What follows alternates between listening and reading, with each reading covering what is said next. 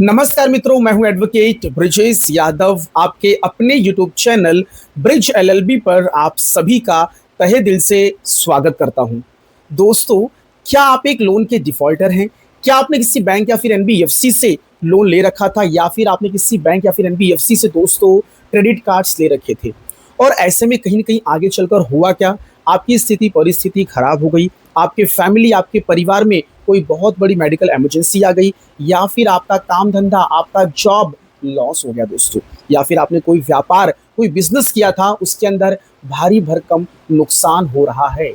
या फिर ऐसा भी हो सकता है कि दोस्तों आपने जो लोन ले रखा था ना, उस लोन की जो ईएमआई जो किस्त थी, वो ज़्यादा थी, और आपकी जो कमाई, आपकी जो सैलरी, आपका जो पगार था, वो दोस्तों काफ़ी कम था। तो ऐसे में कहीं न कहीं इन दिक्कतों, इन समस्याओं के कारण आप लोन की ईएमआई को या फिर क्रेडिट कार्ड्स के ड्यूज़ अमाउंट को आप नहीं भर पा रहे हैं, आप उनको डिफ़ॉल्ट कर दे रहे हैं दोस्तों। अब हुआ क्या? दोस्तों, बैंक और एनबीएफसी के जो थर्ड पार्टी जो लोन रिकवरी एजेंट्स होते हैं, उनका हैरेसमेंट स्टार्ट हो गया। दिन भर में 100-100 कॉल, 50 कॉल दोस्तों, कोई गिनती नहीं, कोई संख्या नहीं, इतनी बार कॉल करते हैं। और कॉल करके दोस्तों कॉल पर आपको डराना, धमकाना, गाली-गलौज करना दोस्तों।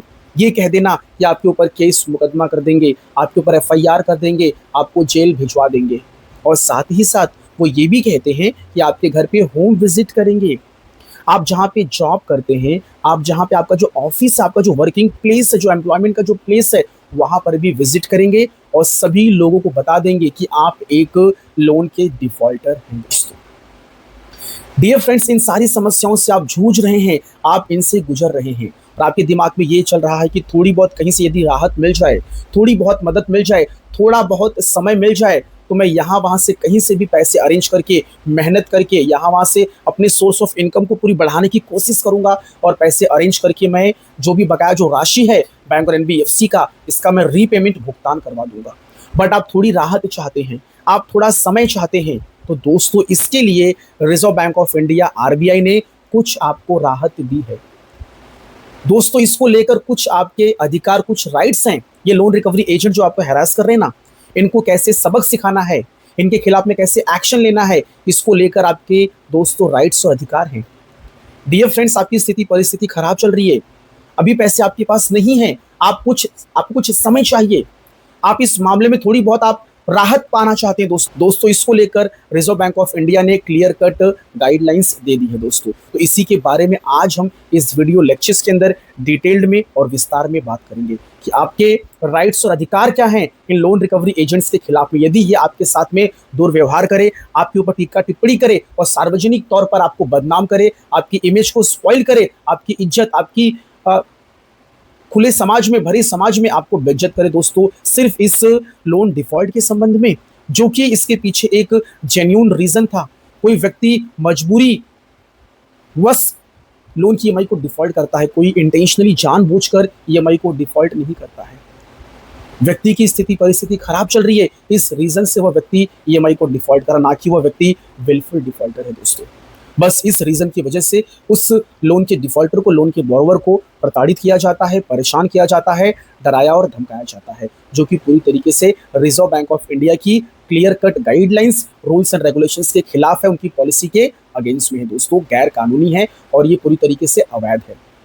दोस्तों आजकल तो ऑनलाइन डिजिटल लैंडिंग का ज़माना चल रहा है। आजकल बैंक और एनबीएफसी की जो कंपनियां हैं, वो आप लोगों को इतने ज़्यादा आपको ऑफर्स देती हैं कि लोन ले लीजिए, लोन ले लीजिए। सिर्फ आपको आपका आधार कार्ड, पैन कार्ड आपको देना, एक ओटीपी आपको प्रोवाइड करवाना है, सबमिट करना है, दैट्स इट। तुरंत इमीडिएटली विदिन 2 मिनट्स आपके बैंक अकाउंट में जो लोन का जो अमाउंट है वो क्रेडिट हो जाता है दोस्तों, और आपको तुरंत पैसे मिल जाते हैं। तो कहीं न कहीं ये जो एक डिजिटल जो ज़माना है, ये भी कहीं न कहीं एक बड़ी संख्या में, बड़े लेवल पर मल्टीपल लोन लोग इस वजह से ले रहे हैं, क्योंकि उनको बार-बार कॉल किया जाता है कि आपके ऊपर प्री अप्रूव्ड का एक लोन का ऑफर चल रहा है, आपको ये बैंक और एनबीएफसी आपके लिए एक ऑफर लाई है। तो लोगों को बार-बार कॉल करके उनको उनको मोटिवेट किया जाता है कि लोन ले लीजिए।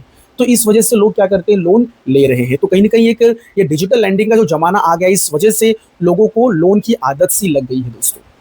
और कभी-कभी ऐसा भी होता है, लोन रिकवरी एजेंट्स के प्रेशर और हैरेसमेंट से परेशान होकर एक लोन को खत्म करने के लिए दूसरा लोन, और दूसरे को खत्म करने के लिए तीसरा लोन, और इस प्रकार से वह व्यक्ति, वह लोन का जो बोरोवर है, वह मल्टीपल लोन के दलदल में फंस जाता है, मल्टीपल लोन के वो ट्रैप में दोस्तों फंस जाता है और वह काफ़ी परेशान हो जाता है। और जब मल्टीपल क्रेडिट कार्ड्स का डिफ़ॉल्टर हो जाता है, मल्टीपल लोन का डिफ़ॉल्टर हो जाता है, तो दोस्तों उसको मल्टीपल जो लोन कंपनियाँ हैं, उनके जो मल्टीपल जो third party loan recovery agents हैं, उनके द्वारा बहुत बुरी तरीके से परेशान और हैरास किया जाने लग जाता है।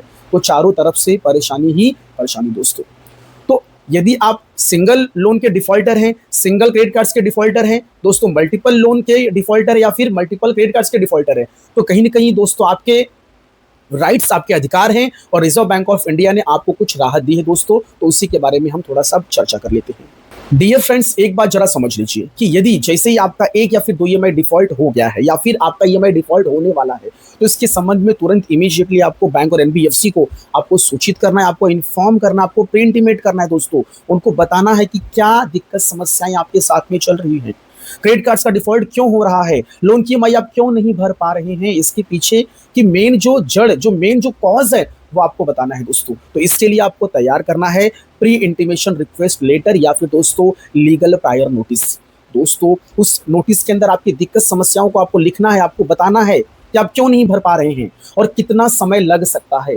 2 महीना, 3 महीना, 4 महीना दोस्तों, मोरेटोरियम पीरियड की आपको बात करनी है डियर फ्रेंड्स। और आपको उस प्रायर नोटिस के अंदर आपको क्लियर करना है कि यह जो डिफ़ॉल्ट हो रहा है यह जेन्युइन डिफ़ॉल्ट है, ना कि विलफुल डिफ़ॉल्ट है दोस्तों।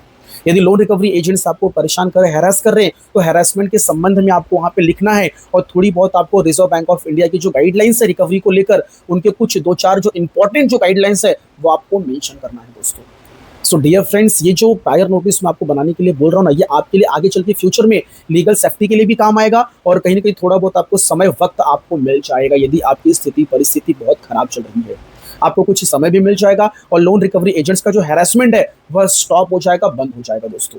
सो तुरंत इमीडिएटली आपको प्री इंटीमेशन रिक्वेस्ट लेटर आपको बनाना है, आपको लीगल प्रायर नोटिस आपको ड्राफ्ट करना है और आपको तुरंत बैंक और एनबीएफसी को आपको भेज देना है ईमेल के माध्यम से और उनके रजिस्टर्ड एड्रेस पर आपको भेज देना है दोस्तों। यदि कॉर्पोरेट ऑफिस का एड्रेस है, आप वहाँ पर भी भेज सकते हैं। यदि आपके नज़दीक में आपका जो ब्रांच, यदि आपने फिजिकली जाके, यदि आपने ब्रांच से आपने लोन लिया है, तो आप ब्रांच ऑफिस पर भी आप इस प्रायर नोटिस को आप सेंड कर सकते हैं दोस्तों।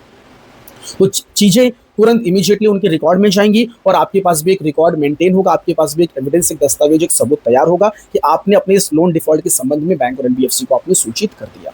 दोस्तों आप उस प्रायर नोटिस के अंदर यदि आपको ऐसा लग रहा है कि मेरी सैलरी, मेरी कमाई, मेरी इनकम कम है, बट उसके पैरेलल, उसके समानांतर में मेरी जो ईएमआईज हैं, जो मेरा अमाउंट ड्यू है, वो ज़्यादा है, तो ऐसे में कहीं न कहीं जो किस्त बन रही है वह किस्त ज़्यादा है, बट मेरी कमाई कम है, मुझे मेरा फैमिली, परिवार, घर भी देखना है।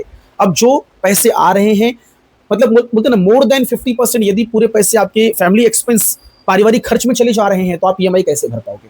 तो ऐसे में कहीं न कहीं यदि आपकी इनकम कम है और दोस्तों आपकी ईएमआई ज़्यादा है, तो आपको उस प्रायर नोटिस के अंदर मेंशन करना है दोस्तों, लोन रिस्ट्रक्चरिंग के संबंध में, लोन के पुनर्गठन के संबंध में कि साहब, सर, आप मेरी जो ईएमआई की जो अमाउंट है उसको थोड़ा कम कर दीजिए, चाहिए तो आप टाइम पीरियड को, टेन्योर को आप एक्सटेंड कर दीजिए, बढ़ा दीजिए। लोन की जो समय, जो अवधि है, समझो कि 5 साल है, आप उसको 7 साल, 8 साल कर दीजिए। 10 साल है, 15 साल कर दीजिए। 2 साल है, 4 साल कर दीजिए। समय अवधि को एक्सटेंड कर दीजिए, लेकिन आपसे मेरा हम्बल रिक्वेस्ट है कि लोन की ईएमआई को थोड़ा-सा कम और डिक्रीज़ कर दीजिए, क्योंकि यहाँ पे हो क्या रहा है, मेरी कमाई, मेरी इनकम, मेरी सैलरी कम है। किसके सामने? जो लोन की ईएमआई है उसके सामने। तो मेरे लिए पॉसिबल नहीं है कि मैं हर महीने रेगुलर मैनर में मैं ईएमआई को भर सकूँ। दूसरी चीज़ दोस्तों, यदि आगे चल के भविष्य में यदि डिफ़ॉल्ट का सिलसिला चलता रहा, पैसे की दिक्कत समस्या आपके साथ में आती रही, आपकी स्थिति परिस्थिति नहीं सुधरती है, नहीं सही होती है दोस्तों, तो आगे चल के आपका जो लोन अकाउंट है वो एनपीए में कैटेगराइज़ होगा, नॉन परफॉर्मिंग एसेट्स में घोषित होगा, लगातार 3 ईएमआई डिफ़ॉल्ट होने के बाद, 90 या फिर 92 दिनों के बाद। तो ऐसे में दोस्तों कहीं न कहीं आप बैंक और एनबीएफसी को आप अप्रोच कर सकते हैं वन टाइम सेटलमेंट के लिए, ओटीएस। लेकिन ये आपका लोन अकाउंट एनपीए में जाने के बाद, 2 से 3 महीने के बाद, यदि आप एक जेन्युइन डिफ़ॉल्टर है, विलफुल डिफ़ॉल्टर नहीं है, तो ऐसे में कहीं न कहीं रिज़र्व बैंक ऑफ इंडिया ने लोन बॉरोवर को बोल रखा है कि यदि आपकी स्थिति परिस्थिति खराब है, दिक्कत समस्याएँ लंबे समय तक चल रही है, तो ऐसे में आप बैंक और एनबीएफसी को आप अप्रोच कर सकते हैं for OTS one time settlement के लिए दोस्तों। तो यदि बैंक और एनबीएफसी ने आपके ओटीएस के रिक्वेस्ट को कंसीडर किया, तो दोस्तों आपको कुछ अमाउंट कम करके एकदम कम से कम परसेंटेज पे आपके साथ में सेटलमेंट कर सकती है। इस बात को भी आप नोट करिए दोस्तों। लोन रिकवरी एजेंट्स के हैरेसमेंट को लेकर आपके राइट्स, आपके अधिकार, आपके फंडामेंटल राइट्स हैं, आपको वो ऐसे ही नहीं आपको परेशान कर सकते हैं, आपको दिन भर आपको बार-बार कॉल्स नहीं कर सकते हैं, आपको कॉल पे डराना धमकाना ये बिल्कुल भी अलाउड नहीं है। रिजर्व बैंक ऑफ इंडिया की जो गाइडलाइंस है वो क्लियर कट ये बोलती है कि लोन बोरोवर के साथ में, लोन डिफॉल्टर के साथ में आपको बहुत ही प्रोफेशनल, बहुत ही फॉर्मल, बहुत ही पोलाइट मैनर में आपको पेश आना है। यदि आपको उनसे मिलना है तो पहले उनको आपको सूचित इन्फॉर्म करना पड़ेगा कि हम आपसे मिलने आ रहे हैं, इस लोन रिकवरी के संबंध में आपसे बात करना है। आपको पैरेलल बेसिस पे आपको इंटीमेट करना पड़ेगा, और जब मिलने आएंगे तो उनको intimation letter, home visit letter जो भी है उनको दिखाना पड़ेगा। यदि आपके घर पे भी आ रहे हैं तो उनको ये बताना पड़ेगा कि वो किस बैंक के बिहाफ पर आ रहे हैं, ऑथोराइजेशन लेटर क्या है। यदि वो कोई लाइसेंस वाले कोई यदि रिकवरी एजेंट है तो उनको डीआरए का लाइसेंस आपको बताना पड़ेगा, और आपके राइट्स, आपके अधिकार आप उनसे पूछ सकते हैं। यदि आप मेरे घर पे आप आ रहे हो तो आपका होम विजिट लेटर क्या है, आपका डीआरए का लाइसेंस क्या है, आपका नाम क्या है, आपकी आईडी कार्ड क्या है, बैंक की आईडी कार्ड बताइए। ठीक है, तो ये सब आप आपके राइट्स, आपके अधिकार आप पूछ सकते हैं और उनको बताना पड़ता है दोस्तों।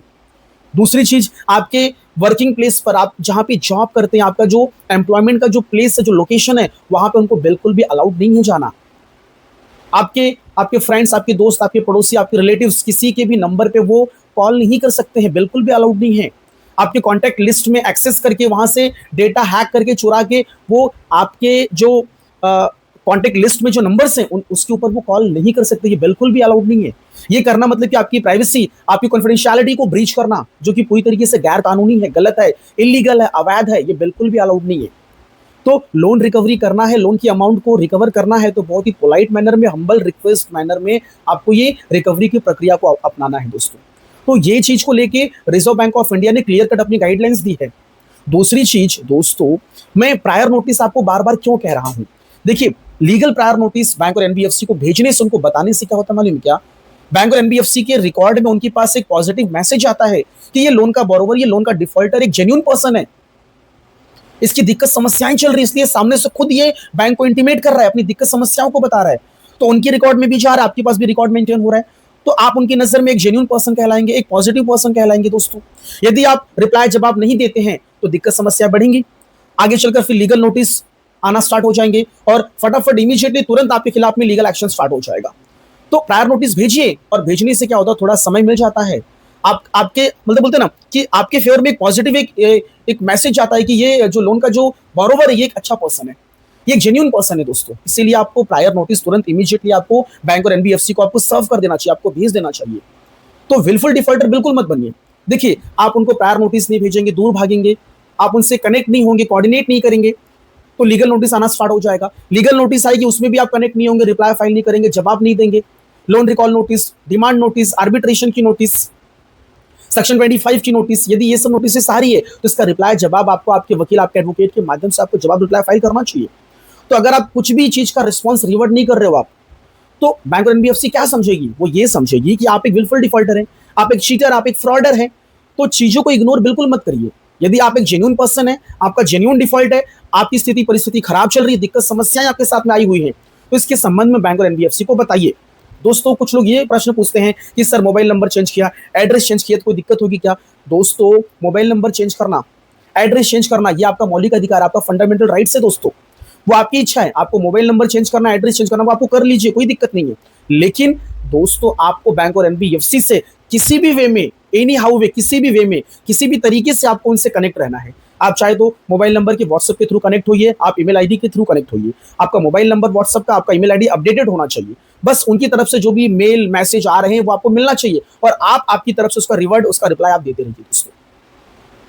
तो यदि आपकी तरफ से कोई कोऑर्डिनेशन, कोई रिप्लाई, कोई जवाब नहीं जाता है तो बैंक और एनबीएफसी तो समझेगी ना कि आप विलफुल डिफॉल्टर है, तो फिर वो आपके खिलाफ में, आपके अगेंस्ट में फिर चीटिंग, फ्रॉड, 318, 316 इस प्रकार की आपको धमकी देते हैं, आपको कॉल्स पे आपको डराते धमकाते हैं कि आप इस प्रकार के आप व्यक्ति हो, और वो आपके खिलाफ मजिस्ट्रेट कोर्ट में कंप्लेंट करने की बात भी करते हैं। तो इसीलिए आप अपनी तरफ से अपना जवाब, अपना रिप्लाई, अपना एविडेंस, आप सबूत अपना तैयार करते रहिए कि मैं कहीं भाग नहीं रहा हूं, मेरी स्थिति परिस्थिति खराब चल रही है। कुछ ऐसे भी सीनियर सिटीजन हैं जिनकी एज मोर देन 60 ईयर्स है, वो भी काफी परेशान रहते हैं कि सर काम धंधा छूट गया, मतलब लाइक व्यापार बिजनेस कुछ भी नहीं चल रहा है, कहीं से पैसे कुछ भी नहीं आ रहे, मैं घर पे हूँ, बेड रेस्ट कर रहा हूँ, मैं मेरी हेल्थ बराबर नहीं है, मेरी मेडिकल ट्रीटमेंट चल रही है, तो वो अपनी प्रॉब्लम बताते हैं। तो देखिए, आपकी जो भी दिक्कत समस्याएं हैं, आपके पास मेडिकल सर्टिफिकेट से, मेडिकल इश्यूज वगैरह हैं, कुछ भी हैं, तो आप प्रायर नोटिस के माध्यम से वहां बताइए। लोन अकाउंट एनपीए होने के बाद सेटलमेंट के लिए ओटीएस के लिए जा रहे हैं, तो ओटीएस लेटर में आप अपनी स्थिति परिस्थिति, आपका जो मेडिकल सर्टिफिकेट्स है, आपके साथ में जो जो प्रॉब्लम चल रही है उसको लेकर यदि कोई एविडेंस, कोई डॉक्यूमेंट्स, कोई सबूत, कोई दस्तावेज हैं, तो ओटीएस लेटर के साथ में आप उस दस्तावेज को कनेक्ट करिए और आप वो सब कनेक्ट करके, अटैच करके, एग्जिबिट करके, लगाकर आप बैंक और एनबीएफसी को भेजिए। सेटलमेंट के चांसेस बढ़ेंगे, डेफिनेटली, श्योरली, गारंटी के साथ में बोल रहा हूं मैं आपको। तो दोस्तों, from the beginning, from the start, यदि आप बैंक और एनबीएफसी के साथ में जेन्यून रहेंगे, वफादार रहेंगे, उनके साथ में प्रॉपर आप कोऑर्डिनेट करेंगे, अपनी दिक्कत समस्याओं को बताएंगे, तो सेटलमेंट के चांसेस भी बढ़ेंगे और आपके खिलाफ में कोई भी कानूनी कार्रवाई और कोई भी लीगल एक्शन नहीं लिया जाएगा दोस्तों। So dear friends, genuine defaulter हैं तो कोई दिक्कत समस्या नहीं है, कानूनी प्रक्रिया को फॉलो करिए। लेकिन यदि आप विलफुल डिफॉल्टर हैं तो आप बिल्कुल भी बचेंगे नहीं दोस्तों। डियर फ्रेंड्स, एक मैसेज देना चाहूंगा, यदि आपके पास पैसे हैं तो आपको बैंक और एनबीएफसी के पैसे दे देने चाहिए, क्योंकि बैंक और एनबीएफसी के पैसे नहीं देना, पैसे रहकर भी, तो ये अपने आप में एक क्रिमिनल ऑफेंस, एक अपराध है दोस्तों। ये एक विलफुल डिफॉल्ट की श्रेणी में, कैटेगरी में आ जाता है। तो आपको ऐसा कृत्य, ऐसा एक्ट आपको बिल्कुल भी नहीं करना है। पैसे आपके पास हैं तो बैंक और एनबीएफसी के पैसे आपको लौटा देना है, क्योंकि बैंक और एनबीएफसी ने जो आपको पैसे दिए थे वो पब्लिक मनी है, जनता का पैसा है दोस्तों। तो जनता का पैसा लेकर खा जाना, उसका मिसयूज करना, समय पर ना लौटाना, इंटेंशनली, जानबूझकर, विलफुल तरीके से, सो ये पूरी तरीके से अपने आप में एक अपराध बन जाता है दोस्तों। ऐसा एक्ट, ऐसा कृत्य आपको नहीं करना है। यदि पैसे हैं तो बैंक और एनबीएफसी के पैसे आपको लौटा देना है दोस्तों। सो डियर फ्रेंड्स, यदि आपकी स्थिति परिस्थिति खराब चल रही है, सो रिजर्व बैंक ऑफ इंडिया ने क्लियर कट गाइडलाइंस दे रखी है। इसके संबंध में बैंक और एनबीएफसी को सूचित करिए, बताइए। डेफिनेटली, श्योरली आपको वहां से कुछ न कुछ आपको राहत जरूर मिलेगी दोस्तों। सो लोन रिस्ट्रक्चरिंग के लिए जाइए। लोन अकाउंट एनपीए होने के बाद स्थिति परिस्थिति खराब है तो वन टाइम सेटलमेंट के लिए रिक्वेस्ट करिए। यदि कोई दस्तावेज, कोई डॉक्यूमेंट्स है, कोई आपके पास कोई मेडिकल सर्टिफिकेट्स हैं, आप वो लगाइए। सीनियर सिटीजन्स हैं, आपकी क्या दिक्कत समस्या चल रही है, आपकी कौन से हेल्थ इशू चल रही है, उसके संबंध में कोई डॉक्टर, कोई सर्टिफिकेट्स वगैरह है, कोई रिपोर्ट्स है डॉक्टर से, कोई मेडिकल रिपोर्ट्स हैं, आप वो अटैच करिए। उससे क्या होगा दोस्तों, बैंक और एनबीएफसी को समझ में आएगा कि ये बंदा जेन्युइन है, इसकी स्थिति परिस्थिति खराब चल रही है, इसकी हेल्थ कंडीशन बहुत खराब है, अब ये लगता है कि आगे चलकर ये जॉब, काम धंधा, व्यापार कुछ नहीं कर पाएगा। तो ऐसे में इस व्यक्ति, इस लोन बोरोवर के साथ में सेटलमेंट कर लेना ही अच्छी बात है। जो थोड़े बहुत पैसे मिल जाते वही ले लीजिए, क्योंकि उनको भी पता है कि आगे यदि वो अगर कोई लीगल एक्शन लेते भी हैं, सेक्शन 25 में, 138 में, आर्बिट्रेशन कुछ भी करते हैं, तो व्यक्ति तो काम धंधा कर ही नहीं रहे, पूरी तरीके से बेड पे आ चुका है, कहीं से पैसे कुछ भी नहीं आ रहे, तो आज नहीं मिल रहे तो कल भी नहीं मिलेगा। तो थोड़े बहुत यदि सेटलमेंट करके पैसे मिल जाते हैं तो बैंक और एनबीएफसी भी समझती कि चलिए भैया सेटलमेंट करके पैसे ले लेते हैं। सो दोस्तों, आपको डरना घबराना बिल्कुल भी नहीं है। आपके राइट्स, आपके अधिकार के बारे में जानिए और अलर्ट मोड पे रहिए और प्रॉपर एक्टिव रहिए। आपकी दिक्कत समस्याएं जो भी है आप बैंक और एनबीएफसी को बताते रहिए दोस्तों। सो डियर फ्रेंड्स, मेरा ये क्लास यहीं पे खत्म हुआ। थैंक यू सो मच, धन्यवाद, आप लोगों ने इतना समय दिया दोस्तों। जय हिंद, जय भारत।